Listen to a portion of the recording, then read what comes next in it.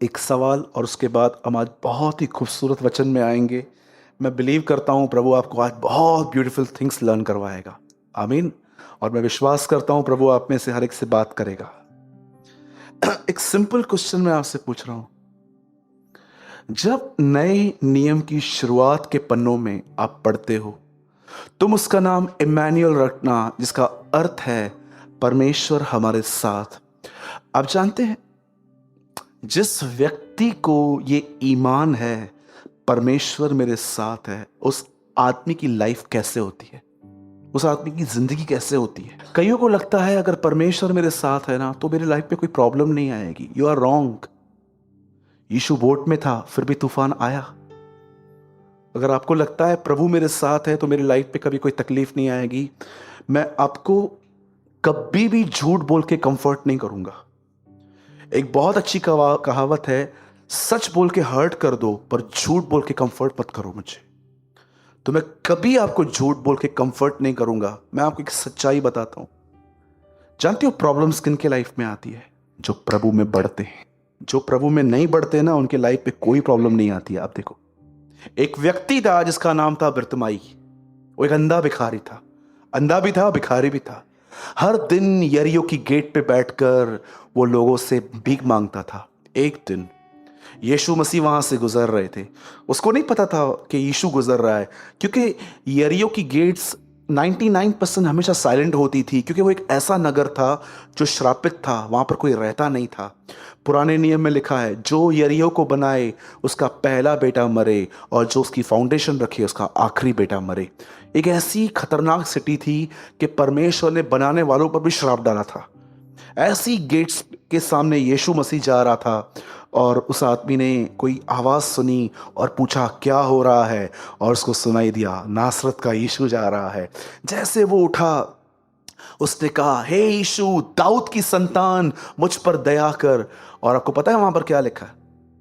लोगों ने उसे रोकने की कोशिश की, पर ऑसम थिंग ये लिखी है बिरतिमाई के लिए, वो रुका नहीं। लिखा है वो और चिल्लाने लगा, हे यीशु, दाऊद की संतान, मुझ पर दया कर। और नेक्स्ट वर्ड लिखा है, यीशु रुक गया। उसके बाद यीशु कहता है, कौन है? और कुछ लोग बिरतिमाई के पास आके कहते हैं, डाडस बांध, क्यों? वो तुझे बुला रहा है। पहले तू उसको बुला रहा था ना, अब वो तुझे बुला रहा है।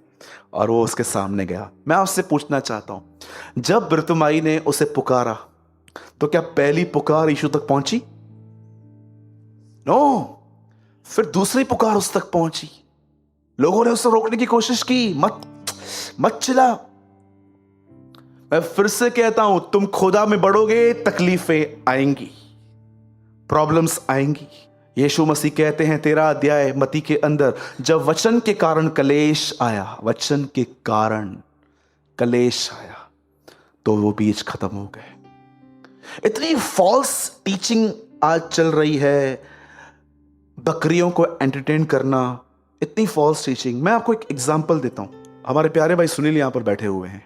सोचो, वो 3-4 साल तक एक ऐसी जगह पर प्रभु का वचन सुनने जाते हैं जहां पर उनको ये सिखाया तक नहीं गया है कभी भी कि आप जब प्रभु में आओगे तो आपके पास थोड़ी बहुत तकलीफें आएंगी, पर हमेशा कंफर्ट दिया गया है, नहीं नहीं ब्रदर, मर्सिडीज गाड़ी और सब कुछ रास्ते पर ही है, बस विश्वास करो, विश्वास को बड़ा करो, सब ठीक हो जाएगा, वगैरह वगैरह वगैरह। मुझे एक बात बताइए, जब ऐसे पर्सन के ऊपर प्रॉब्लम आएगी तो वो क्या सोचेगा? इतना फॉल्स टीचिंग है लोगों के अंदर इन दिनों में। उनको लगता है अगर हम प्रभु में आ गए तो हम सब बातों से छूट जाओगे। कहां लिखा है? हम लोग अनबिलीवर्स के लिए बोलते हैं, अरे वो तो ऑलरेडी उसके हाथ में है, जो उसके हाथ से निकले हैं वो उनको लेने की कोशिश करेगा ना। शैतान के हाथ में तो अविश्वासी लोग ऑलरेडी हैं, वो किनको पकड़ने की कोशिश करेगा? जो उसके हाथ से निकल गए। आप जानते हो चाइना में क्रिश्चियनिटी इतनी मजबूत क्यों है? 19वीं सदी में एक परमेश्वर के दास ने ऐसा लिखा अपने किताबों में, क्योंकि उन दिनों में जब प्रचार होता था, उन प्रचारों के अंदर ऐसा कहा जाता था कि जो लोग भक्ति में जिंदगी बिताना चाहते हैं वे सताए जाएंगे। आप सोचो, 1550 प्रतिज्ञाएं बाइबल में, मगर इतना तो साफ है 1550 प्रॉब्लम्स रेडी हैं। आप समझ रहे हैं? प्रॉमिस कब कब काम आता है? प्रॉब्लम में काम आता है। प्रभु मेरा चरवाहा है, मुझे कोई घटी ना होगी। ये वचन आप अपनी कमी घटियों में कहते हो। 1550 प्रतिज्ञाएं बाइबल में, मतलब 1550 प्रॉब्लम रेडी है। क्योंकि मैं आपको झूठ नहीं समझाना चाहता कि आपको मैं झूठ बोलूं। हाँ, अब मैं अपना फुल स्टॉप यहां नहीं लगा रहा हूं कि तकलीफ आएगी, लेकिन यीशु मसीह के नाम से कहता हूं, ये फुल स्टॉप नहीं है। फुल स्टॉप जानते क्या है? परमेश्वर मेरे साथ है। अच्छा ब्रदर, परमेश्वर मेरे साथ है, प्रॉब्लम भी आएगी तो होगा क्या? सिंपल, वो आगे खड़ा रहेगा, वो फेस करेगा। किसके थ्रू करेगा? तुम्हारे अंदर से करेगा। मैंने कई बार देखा है परमेश्वर मेरे अंदर रहकर मेरी समस्याओं से लड़ रहा था। आपको क्या लगता है आप लड़ रहे थे? फॉरगेट, परमेश्वर लड़ रहा था। कितने लोगों ने ये महसूस किया है कि जब लोग आपसे बुरा बिहेव करते रहते हैं, कोई व्यक्ति आपको बर्दाश्त करने की शक्ति देता है अंदर से। He is Jesus, वो यीशु मसीह है। कभी कभी कुछ भाई बहन ऐसे बात करते हैं, जब ही से मैंने प्रभु पर विश्वास किया है तकलीफें ही तकलीफें। मैं भी कभी कभी उनको बोलता हूं, क्या करें अभी हम? कम ऑन, मैच्योर बनिए अभी, थोड़े ग्रो कीजिए अभी। मैंने आज तक जितने भी इवेंट्स किए हैं यहां से बाहर, मैंने किसी इवेंट में ऐसा नहीं देखा कि मेरे ऊपर कोई तकलीफ ना आए। हर इवेंट में कुछ ना कुछ होता है। परमेश्वर मुझे टीच करता है, लर्न करवाता है। देख, ऐसा है, ऐसा है, ऐसा है। मैं नागपुर में था, वहां भी मेरी तबीयत खराब हो गई। आप बिलीव करो, एक बहुत बड़ी मीटिंग होने वाली थी। उन तकलीफों में मेरी तबीयत ठीक नहीं थी। आप बिलीव करेंगे, मैंने अपने लाइफ में पहली बार अपनी तबीयत खराब होने के बाद भी 5.25 घंटे प्रीचिंग की, और घर पे आके इतना गर्म पानी पिया फिर। लेकिन मैं महसूस कर रहा था परमेश्वर कैसे मेरी कमजोरियों में रहकर मेरी ताकत देता है। मैं आपको एक ही बात कहूंगा, परमेश्वर आपके साथ है। इसका अर्थ ये नहीं है कि आपके ऊपर तकलीफ नहीं आएगी, लेकिन याद रखिएगा, परमेश्वर को अगर अपने आप को रिवील करना है ना, तो याद रखना वो रिवील आपको लाल समुद्र पे करेगा। मैंने कभी भी नहीं देखा है कि परमेश्वर अपनी पहचान किसको कंफर्ट जोन में बताए। कभी भी नहीं। वो हमेशा अपनी पहचान लाल समुंदर, दानियल की मांद में, आग में, एलिया के समय की आग में, वो हमेशा अपनी पहचान वहां प्रकट करता है, मैं कौन हूं। मैंने फिरौन को इसलिए खड़ा किया ताकि मैं दिखाऊं मैं कौन हूं। आप जानते हो बाइबल के अंदर एक व्यक्ति था जो परमेश्वर के द्वारा खड़ा था, उसका मन कठोर कर दिया गया था सिर्फ एक बात की वजह से कि परमेश्वर प्रकट कर पाए कि वो कौन है। मुझे एक बात बताइए, आप कभी बीमारी नहीं पड़ते हो तो आप प्रभु को यहोवा राफा कब कहोगे? अगर आप कभी अशांति में ही नहीं आते हो तो आप कभी उसे यहोवा शालोम कब कहोगे? हर तकलीफ पे परमेश्वर ने अपना अलग अलग नाम क्यों दिया है? यहोवा नीसी, यहोवा शालोम, यहोवा एदोनाई, सब उसने डिफरेंट डिफरेंट नेम्स क्यों दिए हैं? ताकि हर समस्या में तुम उसे पुकार सको और जान सको वो कौन है। बोलो अपने बाजू वाले को, बहन, मेरे भाई, प्रभु आपके साथ है। हाँ, अभी उसको एक और लाइन बोलो, प्रभु साथ है, तकलीफ आएगी तो आने दो, फिर भी वो हमें छुड़ाएगा। मैं खुल के कुछ बात करना चाहता हूं। कितने लोग थे कि एक टाइम आया आपको ऐसा महसूस हो रहा था मैं यहां से कैसे गुजरूंगा आखिर, और आपने ये महसूस किया खुदा आपको वहां से निकाल ले आया। हेलो, कम ऑन, बोलो यीशु मसीह की। चाहे मैं घोर अंधकार की तिराई में क्यों न रहूं, तो भी हानि से न डरूंगा, क्योंकि तू मेरे साथ रहता है। कम ऑन, आइए खुदा के लिए एक जोरदार ताली बजाएंगे आज।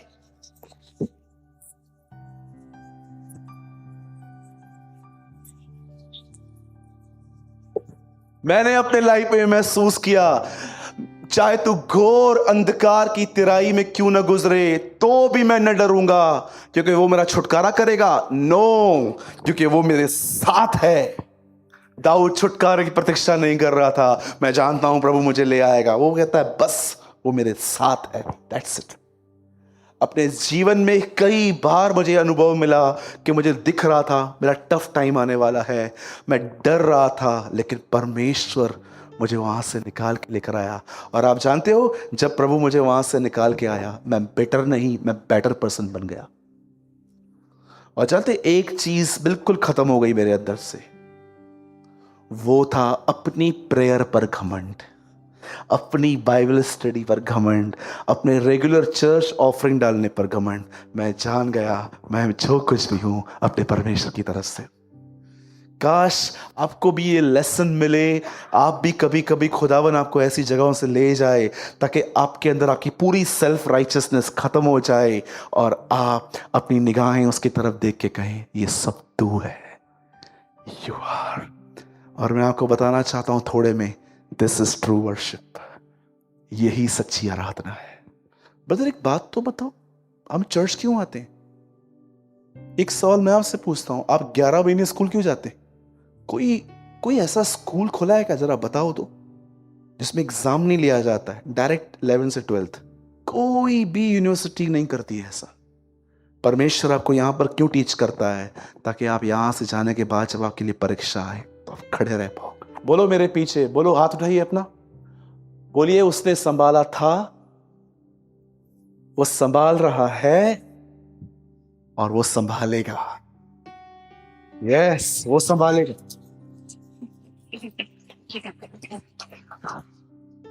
आज बहुत ऑसम वर्ड है, मैं बिलीव करता हूं आप बहुत कुछ लर्न करेंगे आज, आमीन।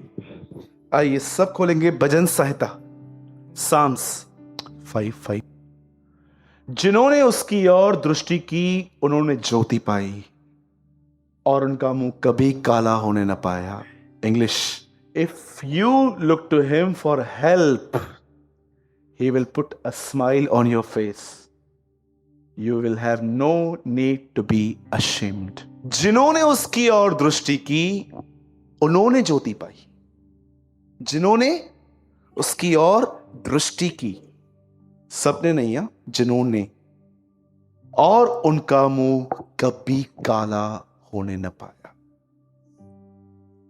आप जानते हैं हमारी सबसे बिगेस्ट कमजोरी क्या है? अगर आप बोलोगे बहुत बोलना, रॉन्ग।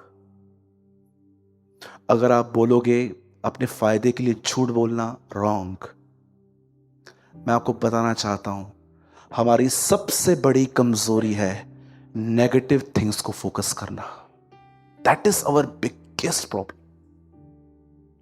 यह हमारी सबसे बड़ी मुसीबत है कि हम बहुत जल्द उन चीजों को फोकस करने लग जाते हैं जो चीजें गलत हैं, और ये चीजें हमारे अंदर आकर, और मैं आपको बताना चाहता हूं, डोंट बी ओवर स्मार्ट, ज्यादा स्पिरिचुअल बनने की कोशिश ना करें। सब ऐसे हैं यहां पर, सब करते हैं। सिर्फ स्पिरिचुअलिटी इस बात पे दिखाई देती है कि कौन जितना जल्दी जंप मार के उठता है, लेकिन सब जाते हैं। और हां, दुख की बात यह भी है, कुछ लोग तो वहां बैठे ही रहते, वो निकलना ही नहीं चाहते। आप सोचो, आप एक खड्डे में हो, आपको पता है कोई चांसेस ही नहीं है, ना लैडर है यहां पर निकलने के लिए, ना कुछ और है, मैं आऊंगा कैसे? सिंपल, अपना हाथ दो किसी को। कई बार जब लोग डिप्रेशन में आ जाते हैं, डिस्करेजमेंट में आ जाते हैं, मैं आपको बताना चाहता हूं, अगर आप कभी ऐसी लाइफ देख रहे हो ना जहां से आप नहीं निकल पा रहे हो, हेल्प मांगो किसी की। स्पिरिचुअल व्यक्ति था पौलुस, पत्रियों में लिखता है मेरे लिए प्रार्थना करो। क्यों पौलुस, आप आत्मिक नहीं हो क्या? बिल्कुल हूं, फिर भी प्रार्थना की जरूरत है। अय्यूब की किताब पे पढ़िए, अय्यूब को परमेश्वर कहता है जब तक अय्यूब तुम्हारे लिए प्रार्थना न करे मैं तुम्हें आजाद नहीं करूंगा। आप पढ़िए, उसके 3 दोस्त थे। मैं आपसे एक सवाल पूछना चाहता हूं, क्या आपने अपने ऊपर एक स्टडी की है? आपने बाइबल स्टडी बहुत की है, वर्ल्ड स्टडी बहुत की है, आपको बहुत कुछ पता है, उत्पत्ति से लेकर प्रकाशित वाक्य तक आपको दुनिया में सब कुछ पता है, कौन सी पिक्चर लगी, कोई कोई क्या कर रहा है। पर कितने लोग अपने ऊपर स्टडी करते हैं कि कई बार आपका माइंड रॉन्ग थिंग पे फोकस हो जाता है। किसी का एक्सीडेंट हुआ, किसी की डेथ हो गई, और अगर वो क्रिश्चियन है तो आपके अंदर सवाल क्यों आ गए? मेरा सवाल है, आपके अंदर क्वेश्चंस क्यों आ गए? कभी आपने इस बारे में सोचा? कितना जल्दी आपका माइंड जो है वो नेगेटिव थिंग्स की ओर फोकस किया जाता है। झटका मुझे भी लगा। जो मैं कर सकता था मैंने किया। मैं उनकी फैमिली से मिला, मैंने उनसे बात की, जो प्रैक्टिकल में करना चाहता था मैं किया, दुआ की, एक सांत्वना देकर आया कि भाई डोंट वरी, हम प्रभु में एक आशा है हमारी कि हम मरने के बाद यहां वहां नहीं, खुदा के पास जाएंगे। एक होप थी हमारे पास। पर बहुत सारे लोग यही सोचने लग गए, ऐसा क्यों, ऐसा क्यों। मुझे एक बात बताइए, कभी कभी आप जो अपने आजू बाजू जिन लोगों को देखते हो, अगर वो बिलीवर हैं, वो कैंसर से मर गए, एड्स से मर गए, बीमारी में मर गए, एक्सीडेंट हो गया, कभी कभी आपने देखा है शैतान आपका ध्यान उन चीजों की ओर लगा के आपके मन में ये डालता रहता है, ऐसा क्यों, ऐसा क्यों। क्या आपको पता भी है बाइबल क्या बताती है? धर्मी इसलिए उठाया जाता है ताकि आने वाली विपत्तियों से बचे। क्या आपको, मुझे एक बात बताइए, आप कप लेकर समुंदर भरने गए हो? वो समुंदर है और आपके पास कप है, आप समुंदर को कप में डालने की कोशिश कर रहे हो। पौलुस जैसा व्यक्ति कहता है अब धुंधला दिखता है, पर जब सर्वसिद्ध आएगा तो सब कुछ ठीक ठीक दिखाई देगा। पौलुस जैसा व्यक्ति कहता है कि मुझे भी सारे आंसर्स नहीं पता है, पर एक टाइम आएगा जब मुझे सब कुछ पता चलेगा। मेरे भाइयों और बहनों, आप अपने जीवन की इस कमजोरी को आज पकड़ो। आप इस बात को मानो खुदा के साथ, प्रभु मैं संडे बहुत तुझसे अच्छे रिलेशन में रहता हूं, मैं वचन सुन के आता हूं, मुझे बहुत मजा आता है, बट प्रभु एक टाइम आता है मैं वापस कुछ न कुछ ऐसी चीजों पे फोकस करना स्टार्ट कर देता हूं जो चीजें मेरे अंदर घुस के मुझे ही तंग करती हैं। मैंने अपने लाइफ में ये बहुत मिस्टेक्स की हैं। जब भी कुछ गलत हो उन चीजों की ओर फोकस कर देना, उन चीजों की ओर निहार देना।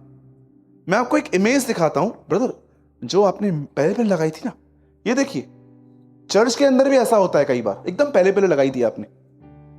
ये देखिए यहां पर क्या है, एक हॉस्पिटल है, एक चर्च है, यहां लिखा है you don't go here looking for healthy people. आप में से कितने लोग हैं चर्च में हेल्थी लोगों से मिलने जाते हैं? बीमारों से मिलने जाते हैं ना। नीचे क्या लिखा है, so don't come here looking for perfect people. तो वैसे ही अगर तुम यहां पर आते हो तो परफेक्ट लोगों को मत देखो, ब्रदर ने ही है क्या, ब्रदर ने ऐसा किया। आप जो भी बकबक करते हो ना, सब पता चलता है, ट्रस्ट मी, सब पता चलता है। ब्रदर कौन बताता है? खुदा बताता है। जो एलीशा को बताता था ना कि गेहजी कहां गया है, वो मुझे भी बताएगा। मैं चुगलखोर नहीं हूं कि मैं किसी से पूछूंगा ये क्या बोलता है। वो प्रभु मेरा गवाह है, मुझे सब पता चलता है कौन क्या कर रहा है। लेकिन परमेश्वर ने मुझे हमेशा इनरली एक आज्ञा दी है, बी मर्सीफुल, दयालु बन। तू अंधकार से निकला है तो उनसे दयालु से चलना जो अंधकार में है। यहां पर लिखा है कोई अस्पतालों में हेल्दी लोगों से मिलने नहीं जाता, तो फिर कलीसिया में परफेक्ट लोगों से क्यों मिलने आते हो आप? कुछ भी बिलीवर करेंगे ना, बिलीवर थी, बिलीवर हो ऐसे करते हो क्यों? बिलीवर का स्वर्गदूत है? हां, दूसरों पर उंगलियां उठाना बंद कर दीजिए, अपने ऊपर उंगली उठाइए। जिस दिन आप यीशु के सामने खड़े होंगे ना, यीशु दूसरों की इंफॉर्मेशन आपसे नहीं लेगा, उसको हर एक के लिए पता है, वो आपसे आपका हिसाब लेगा। भाई क्या बात है, बकबक बंद नहीं किया था आपने? प्रभु वो करते थे इसलिए मुझे मौका मिलता था बोलने का। तूने बोला था क्या? मैंने बोला था, मैं मानता हूं, लेकिन उसने स्टार्ट, तूने बोला था। हर व्यक्ति अपना अपना लेखा देगा। मैं आपको सच कहता हूं, आने वाले टाइम में मैं ये बिलीव करता हूं कि परमेश्वर मुझे इतना भरेगा अपनी आत्मा से कि मैं लोगों से मिलकर, वो मुझसे बात भी नहीं करेंगे, मैं ऐसे ही जान जाऊंगा कि उनकी लाइफ क्या है। आमीन, ऐसा होगा मेरे साथ। और इसलिए नहीं होगा कि मैं उनको जज करूं, इसलिए कि मैं उनको राइट वर्ड दूं उनकी लाइफ के लिए। अब देखिए यहां पर क्या हुआ, ब्रदर वापस लगाइए। जिन्होंने उसकी ओर दृष्टि की उन्होंने ज्योति पाई और उनका मुंह कभी काला न होने पाया। यहां पर लिखा है रोशनी उन्हें मिली जिन्होंने सब बातों को हटा के उस पर ध्यान दिया, उस पर अपना मन लगाया, उससे अपनी स्ट्रेंथ मानी, उस पर अपनी होप रखी। आप बहुत लोग यहां पर जो बैठे हैं ना, अब ये भी कहते होंगे सूरज भाई यू आर एब्सोल्युटली राइट, मैं परमेश्वर की ओर निहारना चाहता हूं बट मैं फेल हूं। कई बार आपके अंदर ये सवाल आते होंगे कि ब्रदर मैं चाहता हूं मैं अपनी नेगेटिव थिंग्स में खुदा को देखूं, but I am totally fail and weak. आज आपको आंसर मिलेगा कि आपको क्या करना है। अब मैं वचन स्टार्ट कर रहा हूं, बेटा कंट्रोल कर सुनो को। अब मैं वचन स्टार्ट कर रहा हूं, मैं चाहता हूं अब बहुत ध्यान से सुनिए। बहुत ऑसम वर्ड है, आपके अंदर घुस जाएगा आज। बाइबल मुकद्दस ऐसा बताती है कि परमेश्वर ने इब्राहिम से वादा किया कि उसका वंश गुलामी करेगा। जब गुलामी का समय पूरा हुआ तो परमेश्वर ने अपने एक व्यक्ति को उठाया, उसका अभिषेक किया और उसको मिस्र भेजा। उसका नाम मूसा था। मूसा जैसे मिस्र में गया, मूसा ने पूरी मिस्र को तबाह कर दिया। आप जानते हो परमेश्वर अगर चाहता तो अगर उस राजा का मन कठोर नहीं करता तो वो राजा ऐसे भी उनको जाने देता।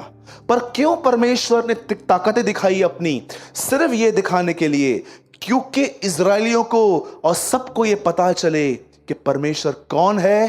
क्योंकि आगे चल के उनको और भी बहुत सारी लड़ाइयां लड़नी थी, तो जरूरी था कि परमेश्वर उनको अपनी पहचान बताए कि वो कौन है।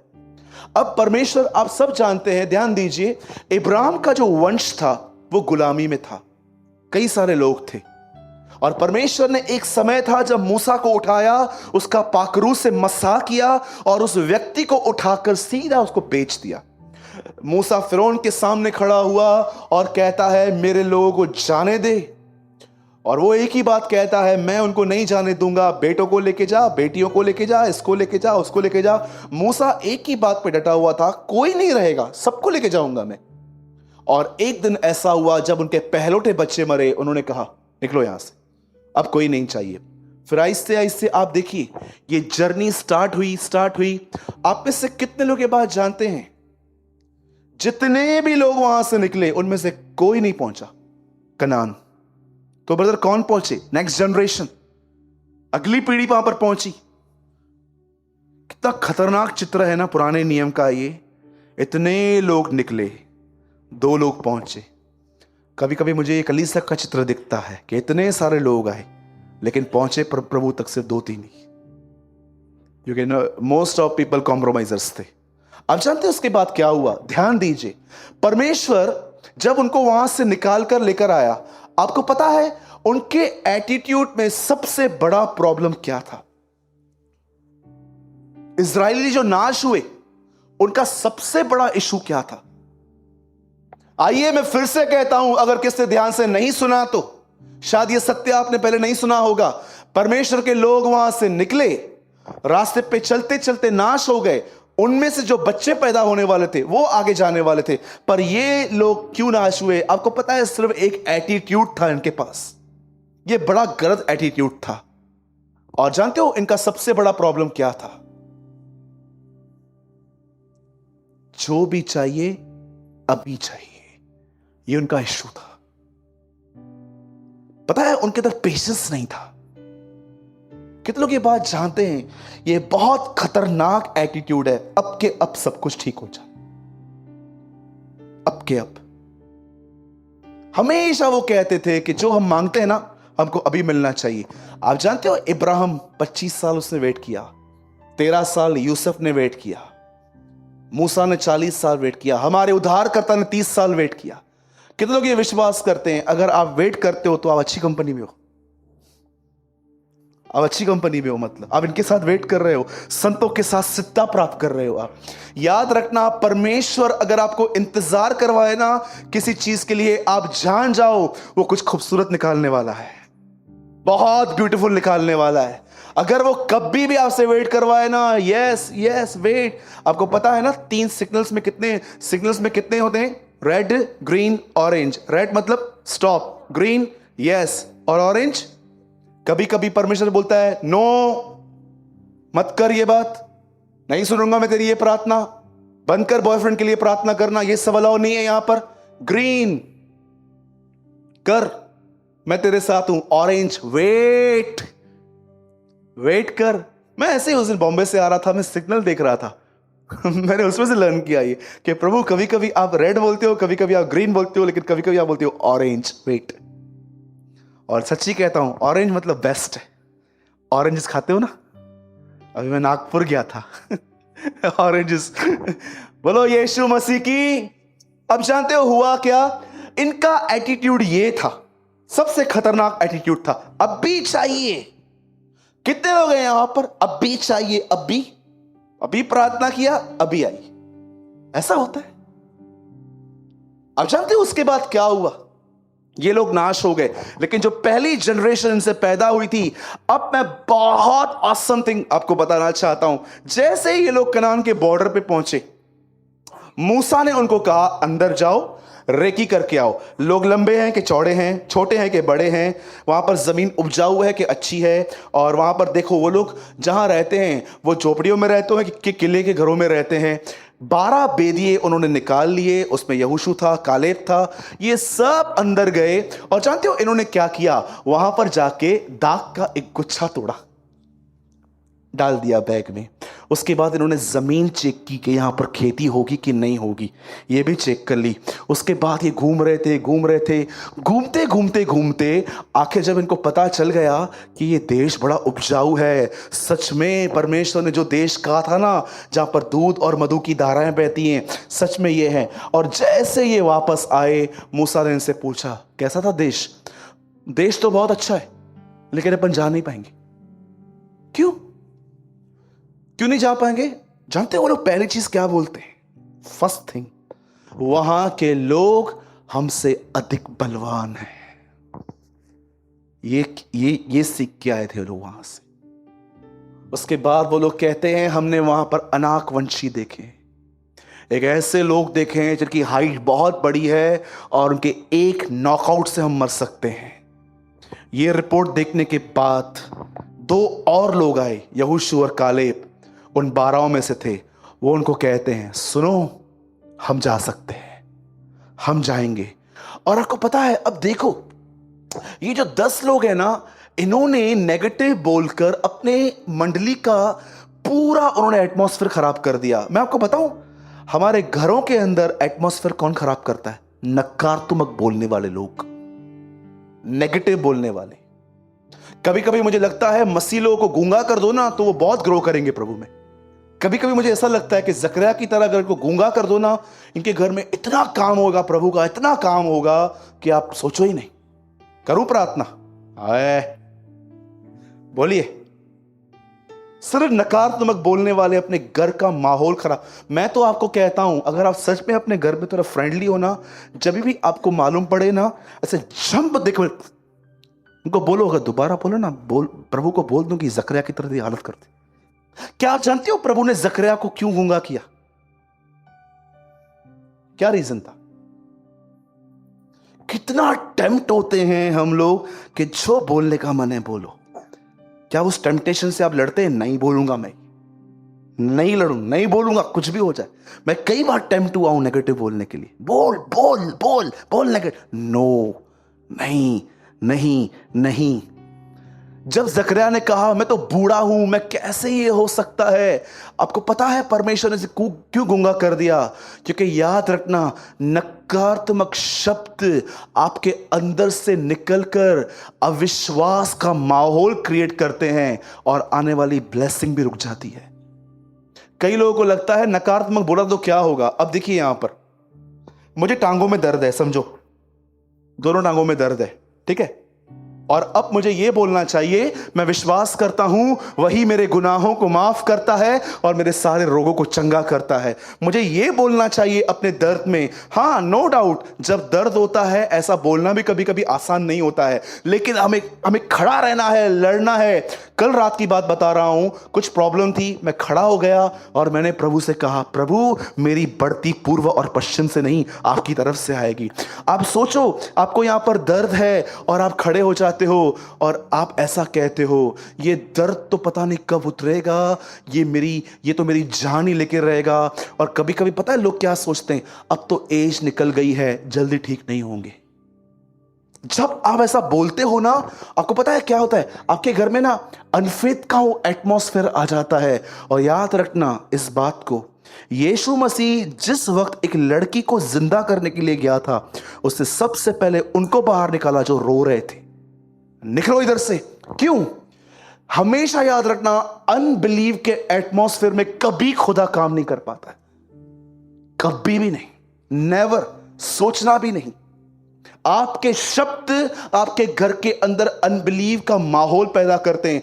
आप सोचो, लेकिन सोचो, आपका बेटा वहां पर खड़ा है और आप एक माँ हो और आपको उठने में से दर्द हो रहा है और आप बोलते हो, प्रभु जी मैं दुआ करती हूँ यीशु के नाम में, मुझे पता है आप मेरे यहोवा राफा हैं जो मुझे चंगा करते हैं, मैं विश्वास करती हूँ कि आप मुझे ठीक कर रहे हैं। आपको पता है आपके घर के अंदर वो माहौल पैदा होता है। मैं यीशु के नाम से कहता हूँ इस तरह करो, कोई और बीमार होगा ना वो भी चंगा हो जाएगा। ब्रदर ये कैसे होगा? 4 लोग यीशु मसीह के सामने एक आदमी को लेकर आए। यीशु मसीह को तो वो जानता भी नहीं था जो नीचे उतरा था। लिखा है यीशु ने उन 4 को देखकर उसको चंगा किया था और विश्वास की प्रार्थना के द्वारा बाइबल कहती है वे बचाए जाएंगे। मैं आपसे पूछना चाहता हूं, आप अपने घर के अंदर सारा दिन फेथ का माहौल क्रिएट करते हैं कि अनबिलीव का माहौल क्रिएट करते हैं? जुबान के वश में जीवन और मौत है और जो उसको काम में लाना जानता है वो उसका फल भोगेगा। क्या आपको पता है जो भी आप अपने मुंह से निकालते हो वो आपके घर में एक एटमॉस्फेयर क्रिएट करता है? क्या कहा यीशु ने? मेरी बातें जीवन भी हैं और आत्मा भी। आपको पता है जब आप कुछ बोलते हो, आप बोलते नहीं हो, आप एक स्पिरिट निकालते हो अपने अंदर से। मेरी बातें आत्मा भी है और जीवन भी। क्या आपको पता है आप बोलते हो ये सिर्फ शब्द नहीं है, ये एक स्पिरिट है। मैं एक दिन सुबह उठा, मैंने अपनी मम्मी को बहुत कुछ कहा बुरा भला। रात को जब मैं आया तो मेरी मम्मी का शक्ल पूरी तरह से उतरा हुआ था। मैंने मम्मी को बोला, मम्मी क्या हुआ? मेरी माँ ने मुझे बोला, तूने मुझे मॉर्निंग में हर्ट किया था।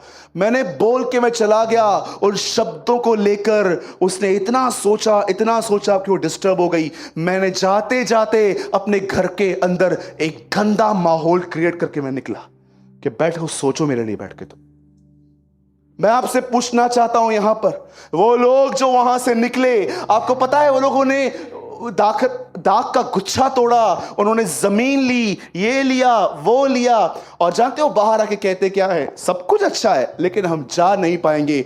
उनके इन शब्दों ने पूरी मंडली को खराब कर दिया था। क्या लिखा है? कोई कड़वी जड़ तुम्हारे अंदर से फूट न निकले। मैं अपने कलीसिया के अंदर हर चीज बर्दाश्त कर लेता हूं। इनडिसिप्लिन ठीक है, टाइम लगेगा आने में। कोई और चीज टाइम लगेगा, कोई भाई बहन नहीं बदल रहे हैं, टाइम लगेगा, इट्स ओके। पर एक चीज मैं कभी बर्दाश्त नहीं करता हूं, उन लोगों को जो बातें यहां की, मैं कभी उनको अपना लव शो नहीं कर पाता हूं। सच्ची कहता हूं, मैं मूव नहीं हो पाता हूं उनसे संगति करने के लिए, क्योंकि मैं जानता हूं ये सिर्फ कलीसिया को तोड़ने का काम करते हैं और इनको पता भी नहीं है कि शैतान इनका उपयोग कर रहा है। अगर आप एक सच्ची मां हो ना, कभी अपने बच्चों को नहीं काटोगे आप, कभी भी नहीं। याद रखना, पुराने नियम में देखिए, सुलेमान के सामने एक बच्चा, 2 औरतें थी, दोनों कह रही थी इसकी मां मैं हूं, इसकी मां मैं हूं। सुलेमान समझ नहीं पा रहा था बच्चा है किसका। सुलेमान ने कहा एक काम करो, काटो बच्चे को। और जैसे उसे उल्टा करके या सीधा करके उसे पकड़ा, उसको जैसे ही वो काटने वाला था, जानते हो सच्ची मां ने क्या कहा? लीव, दे दो उसको, मेरा बच्चा है ना, रहेगा वहां पर, जिंदा तो रहेगा। एक सच्ची मां, क्या था उसके हाथ में? दे, बॉडी क्राइस्ट को दर्शाती है, उसकी कलीसिया को। एक सच्ची मां कभी भी कलीसिया को नहीं काटेगी।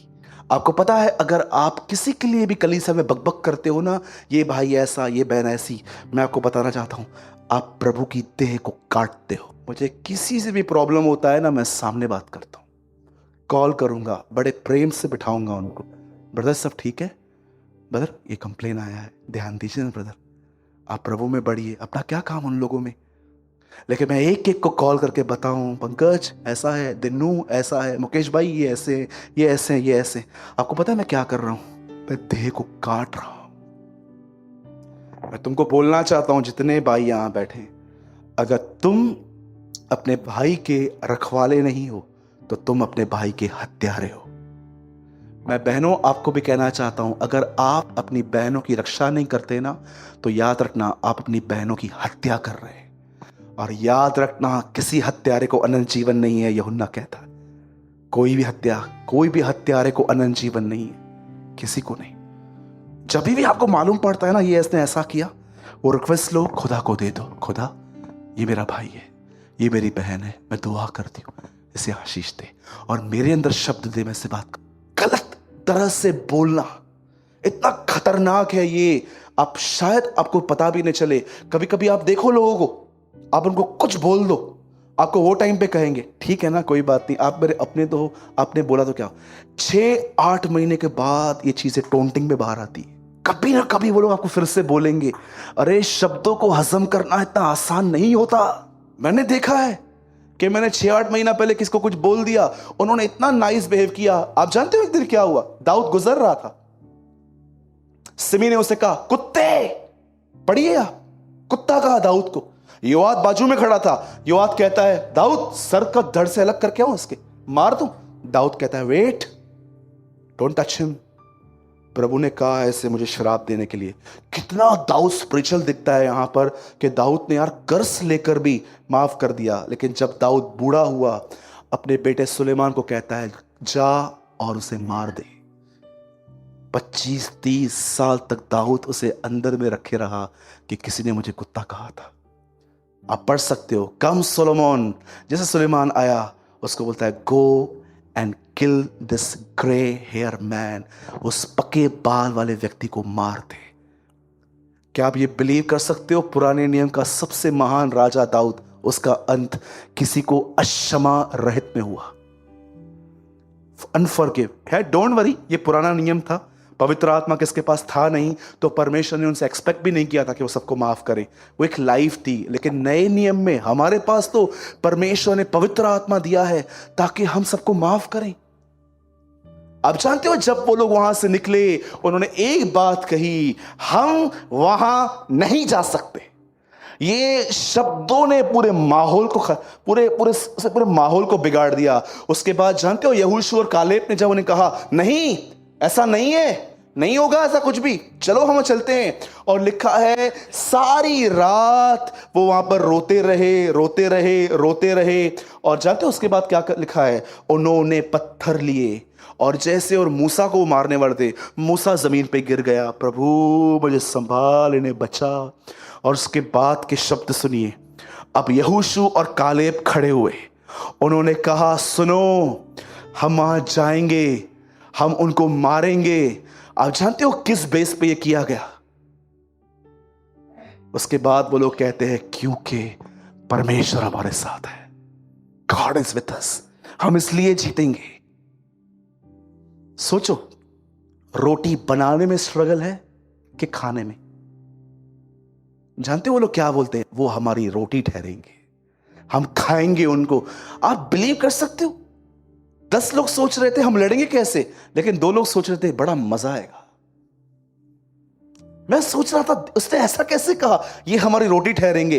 प्रभु ने कहा रोटी बनाने में स्ट्रगल है, खाने में मजा है। वो कहते हैं, कितने लोग हैं यहां पर जब भी आप किसी प्रॉब्लम को आते हुए देखते हो, आप ये बोलते हो वाओ क्या हुआ, एक और टेस्टमनी बनने वाली है एक और गवाही बनने वाली है। कौन सी गवाही? कल ये आने वाला है, मुझे बहुत सुनाने वाला है मेरा बॉस। मैं चुप रहूंगा, शांत रहूंगा, चुपचाप से सुन लूंगा, प्रभु को धन्यवाद दूंगा। अरे आपके घर में मनी ऑर्डर आता है, चेक आता है, पैसे आते हैं, उस टाइम पे तो प्रभु को धन्यवाद देना बहुत आसान है।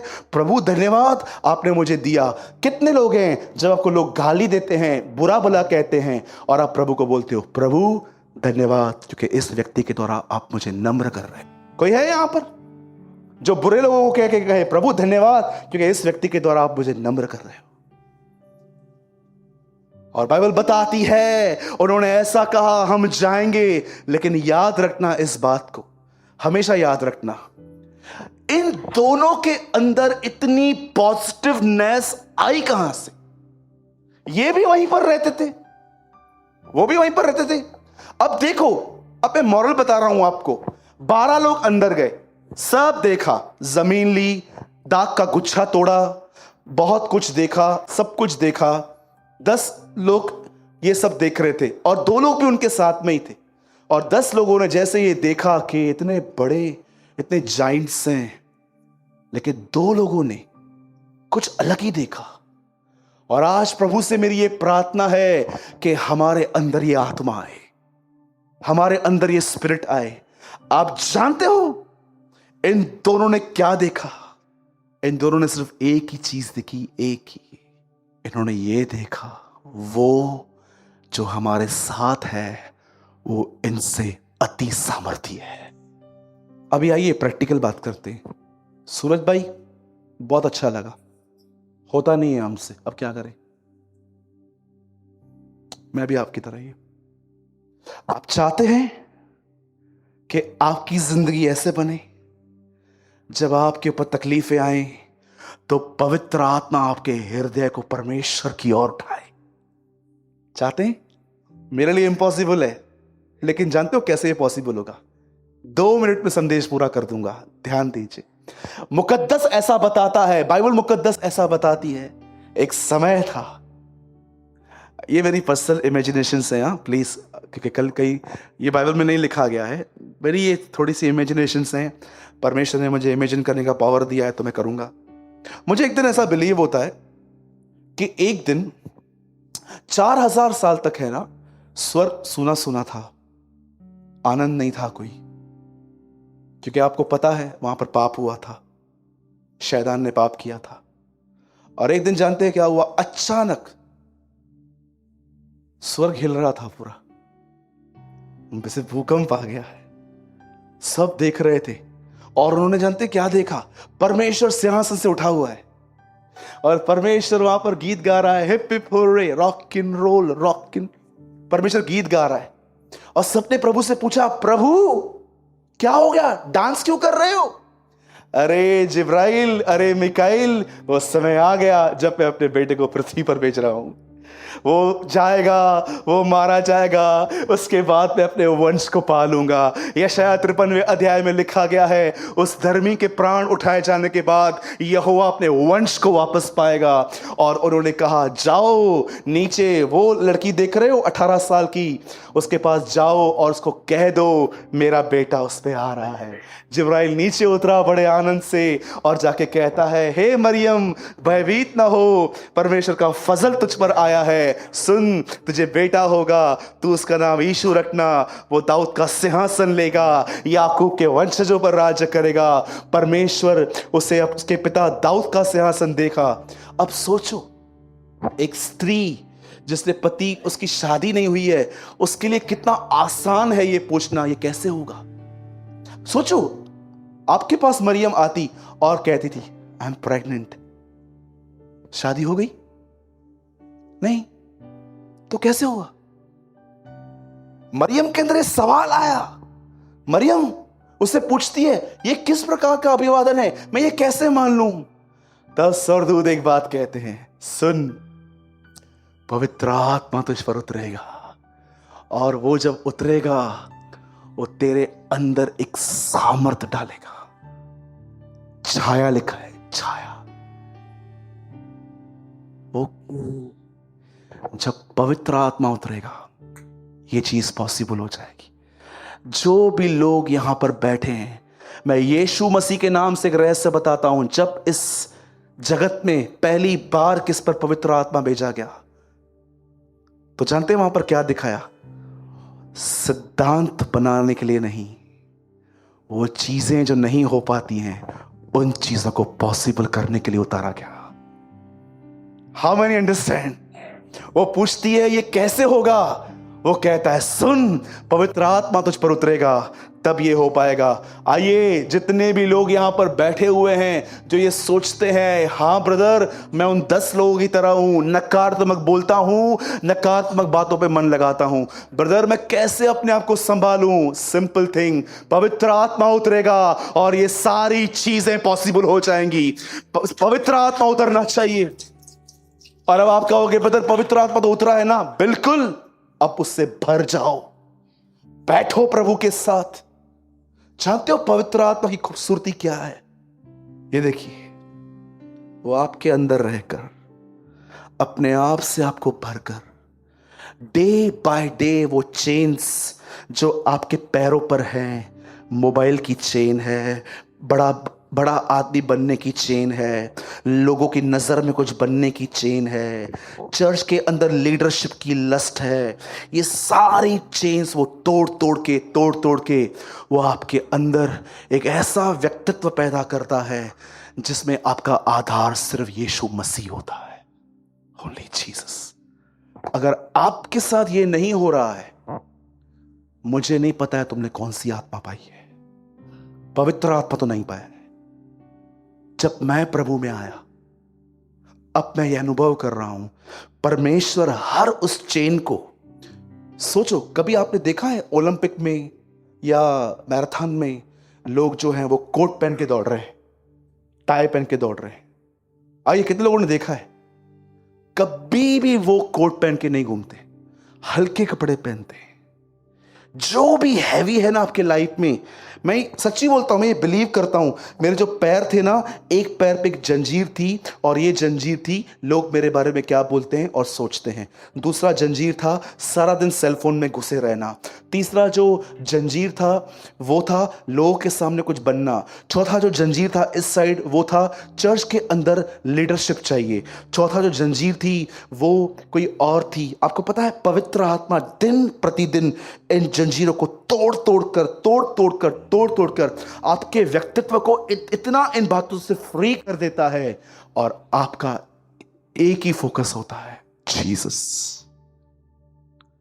अगर ये आपके साथ नहीं हो रहा, मैं तुमको फेस पे कह सकता हूं, तुम्हारा मसीह जीवन रुका हुआ है। कुछ नहीं हुआ है अभी तक, तुम बैठे हुए हो। पवित्र आत्मा तो उतरा है, पर हमने उसको ठहरने नहीं दिया है। आज एक सवाल पूछ के उसके बाद हम खड़े हो जाएंगे। आइए, यहां देखिए, ये देखिए यहां पर क्या लिखा है। You are only happy in life if you forget the bad things and focus on the good things. याद रखना, यहां देखिए, अगर आप चाहते हो मेरे हृदय में खुशी हो। कभी आपने देखा है जब आप खुश रहते हो आप कितने ताकतवर रहते हो, 100 को संभाल लेते हो। लेकिन जब आप डिस्करेज रहते हो, आपने देखा है आपके मुंह से क्या निकलता है? आइए, जितने भी लोग यहां बैठे हैं, कभी आपने ये बात नोटिस की है, जब आप हैप्पी रहते हो आप कितने ताकतवर रहते हो? मन की खुशी एक अच्छी औषधि है, सुलेमान लिखता है। The happy heart is a great medicine. एक खुश मन, एक खुश दिल, वो क्या कहता है? You are only happy, not happy, only happy in life if you forget the bad things. अपने जीवन में खुश रहने की सबसे बड़ी चाबी जानते क्या है? लड़ो उन चीजों से जो खराब थी और शैतान तुम्हारे सामने लेके आना चाहता है। The bad things and you focus on the good things. एक दिन मेरी मम्मा का तबीयत ठीक नहीं था। शैतान मेरे सामने आया। रोज प्रार्थना करती है वो, हालत देख उसकी, उसके पैर में देख कितना दर्द है। और मैं अच्छे से जानता था अब कुछ भरमाने वाली आत्मा यहां पर है। मैंने उस टाइम पे, जिस टाइम पे मुझे एक मेरे घर पे होने वाली नेगेटिव थिंग दिखाई जा रही थी, मैंने उस टाइम पे पॉजिटिव थिंग्स को गिनना स्टार्ट किया। मेरा घर रेंट पे नहीं है, खुदा ने मुझे छोटा कर दिया है, अपना दिया है। मैं पहले नौकरी करता था, मुझे खुदा ने अब अपना छोटा सा काम दे दिया। मेरे पास पहले कुछ भाई बहन थे, लेकिन अब मेरे बहुत सारे भाई बहन हैं जो मेरे पास हैं। उसके बाद मैं देखता हूँ, भले ही ठीक है मैं अमीर नहीं हूँ, लेकिन परमेश्वर ने मुझे इतना दिया है कि मैं थोड़ा चल सकता हूँ। मेरे भाइयों, मैं आपको सच कहता हूँ, जब भी डेविल उन चीज़ों की तरफ आपको फोकस करवाए ना, ये चीज़ें स्टार्ट कर दो कि कितनी चीज़ें सही हैं, अपनी जगहों पर है। आपका व्यू बदल जाएगा, आपका तरीका बदल जाएगा। आप जानते हो, आइए सब बाइबल बंद कीजिए। अगर आप बाइबल के एक सिंसियर स्टूडेंट हैं तो मैं आपको एक होमवर्क देता हूं। बंद कीजिए बाइबल। मैं फिर से कहता हूं, if you are a sincere student of the Bible, अगर आप सच में एक गंभीर विद्यार्थी हैं बाइबल के, मैं आपको एक लेसन देता हूं। इजरायली लोग जो मिस्र से निकलकर कनान तक जा रहे थे, पर कोई नहीं पहुंचा। वो क्यों नहीं पहुंचा? उनके मंडली में क्या क्या होता था वो सब उत्पत्ति, निर्गमन, लेवी व्यवस्था, गिनती, व्यवस्था, विवरण, इनमें नहीं लिखा गया सब। पर जो चीजें उनके मंडली में होती थी वो सब चीजें भजन संहिता 78 में लिखी हैं। सुनिए, आप भजन संहिता 78 आज घर जाके पढ़ना, आप देखना, एक सिन लिखा गया है वहां पर, जो सिन अच्छे अच्छे लोग करते हैं पर उनको पता नहीं है ये सिन है। जानते हो वहां का क्या लिखा गया है? वे परम प्रधान के उपकारों को भूल गए। ट्रस्ट मी, जो परमेश्वर ने उनके लिए किया था उन्होंने उसको भुला दिया। आपको पता है कितने सारे लोग हैं, आप पास में जाओ ना, देखो खुदा आपको कहां कहां से निकाल लाया। एक सेकंड में हम भूल गए कि हम कहां से निकले हैं। अगर हम वहां से नहीं निकलते तो हम आज कहां जाते। और दूसरी चीज मैं आपको चाबी देता हूं, फ्री मत बैठो। फ्री बैठोगे शैतान भर देगा आपको अपने आप से। फ्री मत बैठो। जब भी लगता है आपको पे जिस समय है, घुस जाओ, बाइबल पढ़ो, प्रेयर करो, रोजा रखो, उपवास करो। मैं आपको फिर से कहता हूं, फ्री मत बैठिए। फ्री बैठेंगे ना, बहुत सारे ख्याल आपके पास आएंगे और कभी कभी ऐसे ही आप बैठे रहेंगे ना। 28 की हो रही है तू, अभी आया है कोई रिश्ता तेरे लिए? भूल जाना, वैसे ही रहेगी तू। और आराम से लोग ट्यूनिंग मिलाते हैं डेविल से। जैसे यहूदा स्कृति को बोलता था 30 सिक्के चाहिए, हाँ पकड़ के यीशु को दे दे उधर। ट्यून करते हैं जब हम अकेले बैठे रहते हैं। ऐसे ही पास में जो अफेयर आपके टूटे हुए हैं ना, उनकी याद आ जाएगी। काश वो भी बिलीवर होता। ट्रस्ट मी, इतना स्टडी करता है डेविल। आपको पता है उसकी स्टडी कैसी है? अदन की वाटिका के बाहर ऐसे, मैं ये बिलीव करता हूं, ऐसे चुपके खड़ा हुआ था, देख रहा था क्या बात कर रहे हैं ये लोग। प्रभु ने उनको बोला, सुनो सब कुछ खा सकते हो एक को छोड़ के। जैसे प्रभु ऊपर चला गया, क्या सच है कि प्रभु ने कोई चीज खाने के लिए मना की है? नहीं नहीं नहीं नहीं, एक खा सकते हैं हम, एक को छोड़ के सब खा सकते। एक एक शब्द सुन रहा था और उन्हीं शब्दों को लेके हवा के पास गया। वो अच्छे से जानता है, अच्छे से। आप काम कर रहे हो, आप किचन में हो, जैसे आप बैठे, देख बात कैसे करके गया तुझसे। जैसे आप फिर से खाली बैठे और आपका काम नहीं है, सोचो आपका बिजनेस नहीं है, आज पूरा डाउन लगा पड़ा है, वो आएगा फिर से। सामने वाले का दुकान देख, कितने कस्टमर करे हैं। जानता है तेरे पास क्यों नहीं है? सच्चाई से कमाने वाले के पास कुछ नहीं होता। झूठ बोल, गाली निकालना सीख, चीटिंग कर। एक बार मैं जहां पर जॉब करता था, हमारे बॉस ने जानते कैसे काम किया था? जो चीज उनके पास नहीं होती थी तो हम लोग क्या करते थे, बाजू वाले के शॉप पे बोलते थे वहां से लेकर आओ, और वो बेचते थे। और जानते हो वो मुझे क्या बोलता रहा? बाजू से बोलता रहा गोडाउन से लेकर तो। एक बार मैंने बोला गोडाउन कौन सा? कौन सा गोडाउन? वो बोलता है। बाद में अंदर जाके अपने बड़े भाई को बोलता है, ये पागल कौन है, इसको बोलना बाजू से लेकर आए। गोडाउन गोडाउन बोलता है। और आप बिलीव करो, मैंने बाहर फिर जब कस्टमर चला गया मैंने उसको दिया, मैंने कहा आप बोलते हो गोडाउन, तो गोडाउन किधर? बाजू वाला ना, निकल इधर से। तो मैंने बोला मैंने किया क्या? उसका छोटा भाई, बेटा आजा इधर। मैंने बोला भाई मैं झूठ नहीं बोलूंगा।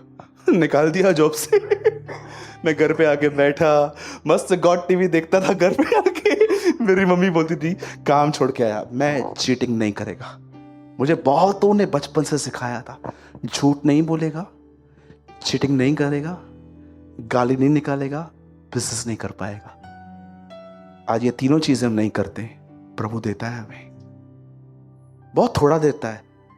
मेरे पास कोई कार नहीं है, एक ही एक्टिवा है, किक से चालू होती है, कभी कभी कभी कभी सेल्फ भी नहीं लगती है। ब्रदर से पूछी, हर 3-4 महीने में वो एक बार उसका टायर चेंज करना पड़ता है। कई लोग बोलते हैं आप पास्टर हो? हाँ, मैं उनको एक ही बात बोलता हूं,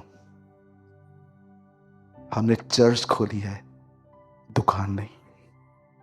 दुकान खोलते तो अरे मेरे पास अपनी कार होती, इतना बड़ा मोटा ब्रेसलेट होता। लेकिन मैं आपको बताना चाहता हूं, सोना चांदी नहीं है, यीशु मसीह है मेरे पास। I have Jesus. उल्टा हाथ देखोगे ना, बहुतों के पास सोना चांदी है, यीशु नहीं है। हाँ, नॉलेज है उनका, मत्ती में इयो लिखेला, मरकुस में इयो लिखेला, यीशु का क्या, यीशु किधर है? ऐसे ऊपर देखते हैं जैसे जुपिटर पे जाने के लिए बोल दिया मैंने। हाँ सच में, अगर यीशु होगा ना तो मैं तुमको बताना चाहता हूं, तुम्हारे जीवन में वो दिखाई देगा। बोलो यीशु मसीह की। अपना हाथ उठाइए और कहिए, मैं यीशु मसीह के नाम से घोषणा करता हूं, मैं दानवों से लड़ने के लिए सामर्थी हूं। वो देश मेरा है, मेरे बाप दादाओं का है। कनान नहीं, पर स्वर्ग की जमीन मेरी है, क्योंकि यीशु ने कहा है वे पृथ्वी के अधिकारी होंगे। परमेश्वर पिता, मैं अपने भविष्य की चिंता नहीं करूंगा। आप समय मेरा भविष्य हैं, मेरा वंश बचाया जाएगा, मेरे लोग उद्धार पाएंगे, मेरे खानदान में एक भी नहीं छोड़ा जाएगा, तू सबको ले आएगा। यहोवा की यही वाणी है। Come on, give a big hand for the Lord. जानते हैं, जब मैंने आपको बपतिस्मा दिया था तो मैंने आपसे 3 सवाल पूछे थे। क्या आप यीशु पर विश्वास करते हो? क्या आप ये बिलीव करते हो कि वो उसका बेटा है? क्या आप ये बिलीव करते हो कि वो बहुत जल्द आने वाला है? आपको पता है जब पतरस ने लोगों को बपतिस्मा दिया तो उनको क्या कहा? शायद ये आपकी मीरास है, इसको लो आज। When Peter baptized people, उसने उनको कहा, शायद ये वचन बहुतों को नहीं पता है, चलो स्क्रीन पे लगा देता हूं, आप खोलिए मत। 2:39 एक्ट्स ऑफ द अपोस्टल। देखिए बपतिस्मा लेने के बाद, क्योंकि यह प्रतिज्ञा तुम और तुम्हारी संतानों और उन दूर दूर के लोगों के लिए भी है जिनको प्रभु हमारा परमेश्वर अपने पास बुलाएगा। आप जानते हो जब पतरस से लोगों को बपतिस्मा दिया तो उनको क्या कहा? इसके साथ ये भी ब्लेसिंग है कि बहुत जल्द परमेश्वर तुम्हारे लोगों को ले आएगा। कितने लोग प्रोक्लेम करते हैं, प्रभु मेरा खानदान बचेगा, क्योंकि लिखा है, लिखा है, इट इज रिटन। क्लेम करो, बोलो अपने बाजू वाले को, फोकस राइट करो आज। झाड़ो अपने आप को आज, सही चीजों की ओर निहारो। और मैं आपको बताना चाहता हूं, एक काम करते हैं, एक्सप्लेन नहीं करते हैं, किसकी ओर निहारना ये भी देख लो। 12:2 हिब्रू, और विश्वास के कर्ता और सिद्ध करने वाले यीशु की ओर ताकते रहें, जिसने उस आनंद के लिए जो उसके आगे धरा था लज्जा की चिंता न करके क्रूस का दुख सहा और परमेश्वर की दाहिनी ओर जा बैठा। यीशु की ओर ताकते रहें। एक व्यक्ति पवित्र आत्मा से भरकर उसे ताकता है। The moral of the story is, हमारा फोकस नेगेटिव थिंग्स पर है। अगर आप चाहते हो कि आपका फोकस खुदा की तरफ उठे तो बहुत जरूरी है परमेश्वर से कहो मुझे भर, ताकि मेरा फोकस राइट थिंग्स पर हो और आप सफर करने से बच जाओगे। ठीक है? बोलो यीशु मसीह की